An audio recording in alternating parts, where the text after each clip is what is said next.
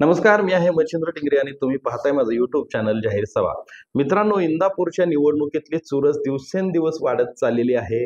प्रवीण माने यांना या अपक्ष उमेदवारांना किटलीचं चिन्ह मिळालं. एकीकडे पवार साहेबांची सभा झाली, अजित पवारांची सभा झाली. त्यानंतर सुद्धा भरणे आणि पाटलांना त्यांच्या लोकांमधला रोष कमी करता येत नसल्याचं चित्र सध्या इंदापूर तालुक्यात दिसून येत आहे. आता नेमकी ही सगळी परिस्थिती काय आहे, तर असा विषय झालेला आहे की हर्षवर्धन पाटील हे 20 वर्ष सत्तेत राहिले, मंत्रिपद होतं. दत्तात्रय भरणे हे 10 वर्ष आमदार राहिले, त्यांना मंत्रिपद होतं.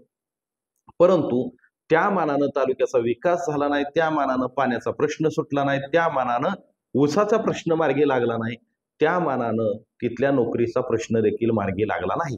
आता गंमत अशी झाली की ह्या दोघांकडे आपापली पॉकेट होती आणि हे जी पॉकेटचे मतदार आहेत त्या पॉकेटमधलीच मतदार अनेक नाराज झालेले चित्र हे सध्या इंदापूर तालुक्यात दिसून येतं. आता विषय असा झाला की ज्यावेळेस हर्षवर्धन पाटील शरद पवार यांच्या तुतारी गटाकडे गेले त्यावेळेस हर्षवर्धन पाटील यांची बेरीज अशी होती की त्यांचं पॉकेट आणि प्लस शरद पवारांची मतं ह्या दोन्ही गोष्टी मिळून आपल्याला त्याचा फायदा होईल. परंतु तसं चित्र ग्राउंडला काही दिसून येत नाही आणि वस्तुस्थिती अशी आहे की दुसऱ्या बाजूला भरणेंनाही असं वाटत होतं की जर हर्षवर्धन पाटील हे तुतारीकडे गेले आणि जर कोणी बंडखोरी केली तर त्याचा फायदा आपल्याला होईल. पण ही सगळी गणितं बिघडवली ती अपक्ष उमेदवार प्रवीण माने यांनी. आता प्रवीण माने यांचं असं झालं की सुरुवातीला असं वाटायचं की प्रवीण माने एकतर उभा राहणार नाहीत, परत लोकांना असं वाटलं की आता उभा राहिलेत, प्रचार करतायत, पण 4 तारखेला ते माघार घेतील. म्हणजे अगदी किस्सा सांगतो तुम्हाला की 4 तारखेला ज्यावेळेस चिन्ह मिळणार होतं त्यावेळेस प्रवीण माने अचानक 3:30 वाजता 3:03च्या दरम्यान ते इंदापूरच्या तहसील कार्यालयात आले आणि तिथं लोकांना म्हणजे एकच चर्चा सुरू झाली की प्रवीण माने फॉर्म काढायसाठी आले आणि मग मीडियाची लोक पण तिथं गोळा झाली आणि असे बरेचसे किस्से घडले. आणि मग ह्या सगळ्या गोष्टी घडलेल्या असतानाच प्रवीण माने हे आतमध्ये गेले. त्यांना त्यांचं चिन्ह पाहिजे होतं, परंतु त्या चिन्हावरती आक्षेप घेण्यात आला आणि मग तिथं चिठ्ठ्या टाकण्यात आल्या. एकीकडे प्रवीण माने यांनी अगोदर झालेल्या घोंगडी बैठकांमध्ये सगळीकडे सांगितलं होतं की आपल्याला किटली हे चिन्ह मिळत आहे, पण आक्षेप घेतल्यामुळे तिथं चिठ्ठ्या टाकाव्या लागल्या. योगायोगानं परत प्रवीण मानेंना किटली हेच चिन्ह मिळालं. आता ज्यावेळेस प्रवीण माने ह्या सगळ्या गोष्टींची तयारी करून रणांगणात उतरलेले होते त्यावेळेस 2 टप्प्यावरती प्रवीण माने यांचा टेम्पो वाढताना दिसला. पहिल्यांदा त्यांनी एक लोकांची सभा घेतली आणि त्याच्यात त्यांनी बाबीर बुवाचा गुलाल उचलला आणि सांगितला काही झालं तरी आपण निवडणूक लढणार. त्यानंतरही इंदापूर मधले बरेचसे लोक कन्फ्यूज होते की जरी गुलाल उचललेला असेल तरी 4 तारखेपर्यंत काही सांगता येत नाही. जर उद्या पवार साहेब इंदापुरात आले आणि त्यांनी जर समजा प्रवीण मानेंना काही विनंती केली आणि जर काही गडबड झाली तर लोक ओपन होत नव्हती. पवार साहेबांचा इंदापूर दौरा झाला. अनेक ठिकाणी महत्वाच्या आणि स्थानिक नेत्यांना पवार साहेबांनी भेटी दिल्या आणि हर्षवर्धन पाटलांना निवडून आणण्यासाठी त्यांनी काही लोकांना विनंत्या देखील केल्या. परंतु त्यानंतर गडबड झाली.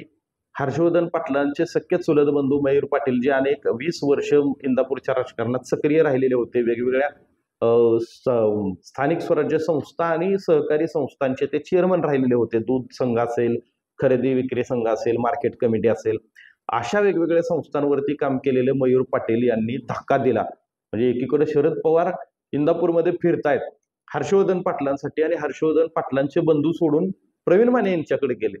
ज्यावेळेस ते प्रवीण माने यांच्याकडे गेले त्यावेळेस इंदापूरकरांच्या भावना परत एकदा की जर मयूर पाटलांना हर्षवर्धन पाटलांना सोडायचंच होतं तर ते एखाद्या अपक्ष उमेदवाराच्या मागे का जातील, स्वतःचं करिअर का धोक्यात आणतील, राजकीय करिअर, हा प्रश्न ज्यावेळेस निर्माण झाला त्यावेळेस मयूर पाटील यांच्यासारख्या अनेक लोकांनी जे पडद्याआड आहेत आता किंवा जे शेवटच्या क्षणी एक्सपोज होऊ शकतात की अजून काही लोक प्रवीण मानेंना मिळू शकतात किंवा काही गोष्टींच्या वेगळेही पद्धतीनं प्रचार काही लोकांचा चालू आहे, त्या सगळ्या गणितांमुळं त्या सगळ्या गडबडींमुळं पाटील आणि भरणे यांना अजून पण सूर सापडत नाही ही वस्तुस्थिती आहे.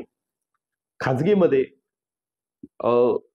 प्रवीण मानेंच्या उमेदवारीमुळे आपल्याला तोटा झाल्याचं दोघंही बोलतात, खाजगीमध्ये बोलतात, परंतु शेवटी सार्वजनिक ठिकाणी असं बोलता येत नाही. मयूर पाटील गेले तर आपल्याला काही फरक पडत नाही असंच हर्षवर्धन पाटलांना म्हणावं लागणार आहे आणि अन्य कोणी नेते गेले तरी जर का ते म्हणणार आहेत का की मयूर पाटील गेले म्हटल्यावरती आमची 1-2-4 हजार मतं त्यांच्या मागे गेली असं थोडीच म्हणणार आहेत. त्यांच्या मागे 4 मतं सुद्धा नाहीत, हाच त्यांच्यासाठीचा प्रचार असणार आहे. म्हणजे सांगायचं तात्पर्य असं आहे की एकीकडं एक जवळचा माणूस जात असताना दुसरीकडं प्रवीण माने यांच्यासाठी मात्र बेरजेचं राजकारण सुरू झालेलं दिसून येतं. प्रवीण माने यांना जे चिन्ह मिळालेलं आहे ते चिन्ह वेगवेगळ्या पद्धतीनं प्रवीण माने यांच्या प्रचारकांनी गावात पोचवलं देखील. परंतु आता अचानकच पुन्हा ज्यावेळेस तिरंगी लढत होणार हे कन्फर्म झाल्याच्या नंतर प्रवीण माने यांच्या बाजूला इंदापूर तालुक्यातील लोक झुकताना दिसून येत आहेत. त्याची 2 महत्वाची कारणं आहेत. एक, प्रवीण माने हे खूप मोठे उद्योजक आहेत आणि ते सांगतायत की इंदापूर तालुक्यातल्या ऊसाचा प्रश्न मी सोडवणार. इंदापूर तालुक्यामध्ये जे ऊसाचे कारखाने आहेत तिथून शेतकऱ्याला तुलनेनं बारामतीच्या आणि आजूबाजूच्या तुलनेनं दर अत्यंत कमी मिळतोय. 700-800 रुपयाचा फरक आहे. याशिवाय वेळेवर ऊस नेला जात नाही किंवा बऱ्याचशा गोष्टी आहेत. त्याच्यामुळं सगळ्यात मोठं आव्हान जे केलेलं आहे प्रवीण माने यांनी, तो ऊसाचा प्रश्न मार्गी लावण्याचं केलं. आपण कारखाना काढणार. आता या प्रश्नाला लोकांनी सिरियस घेतलं आणि प्रवीण माने हे ऊसाचा कारखाना काढू शकतात. लोकांना त्याची खात्री आहे. ते स्वतःच्या जीवावरती कारखाना काढू शकतात. लोकांना त्याची खात्री असल्यामुळं प्रवीण मानेंच्या मताचा टक्का वाढला. दुसरी गोष्ट, त्यांनी एक अजून याच्यामध्ये गोष्ट नमूद केली की काही झालं तरी इंदापूर तालुक्यामध्ये इथून पुढे जो काही माने उद्योग समूहाचा व्यवसाय सुरू होईल किंवा ज्या कंपन्या येतील त्याच्यामध्ये अगदी शिपायापासून ते मॅनेजर पर्यंत हे सगळ्या नोकऱ्या इंदापूर तालुक्यातल्या असतील. त्याच्यामुळं अनेक गावागावामध्ये अनेक तरुणांना तिथं रोजगार मिळेल अशी अपेक्षा निर्माण झालेली आहे. आणि सगळ्यात महत्वाचं की माने कुटुंब जे आहे सोबर आहे. त्यांच्याकडून कोणाला दमदाटी होत नाहीत किंवा आजही प्रवीण माने कोणावरती टीका करून देत नाहीत, स्वतः करत नाहीत. ही त्यांची जमेची बाजू आहे आणि इंदापूरकरांना हीच त्यांची गोष्ट आवडत असल्यामुळं सध्या प्रवीण माने यांचं पारडं इंदापूरमध्ये जड झालेलं दिसतं. बऱ्याच वेळा काही पोल्स किंवा काही चॅनलच्या माध्यमातून, कारण आपल्याला माहित आहे की अपक्ष उमेदवारांना त्या ठिकाणी मॅन्डेट केलं जात नाही किंवा म्हणजे चॅनल कडून म्हणतो मी किंवा वेगवेगळ्या माध्यमांकडून. पण आपल्याला माहित आहे की महाराष्ट्रामध्ये असे अनेक तालुके आहेत, अनेक मतदारसंघ आहेत की तिथं त्यांचा व्यक्तिशा काहीच प्रभाव, म्हणजे तुम्ही देवेंद्र भोयार सारखं उदाहरण घ्या. स्वाभिमानी शेतकरी संघटनेतून ते उभं राहिले आणि ते निवडून आले. असं म्हणजे त्यांची तर प्रचाराच्या वेळेस गाडी वगैरे जाळण्यात आली होती. अशा बऱ्याचशा गोष्टी आहेत. असे अनेक मतदारसंघ तुम्हाला दिसतील की तिथं आमदार हे अपक्ष निवडून येतात. लोक अपक्षाला स्वीकारतात. फक्त अपक्ष उमेदवार हा तेवढ्या ताकदीचा पाहिजे. प्रवीण मानेबद्दल तुम्हाला काय वाटतं हे नक्की तुम्ही सुद्धा कमेंट करून कळवा. आणि इंदापूरची लढत कोण जिंकणार तुम्हाला काय वाटतं नक्की कमेंट करा. आपलं YouTube चॅनल सबस्क्राईब करायला विसरू नका. धन्यवाद.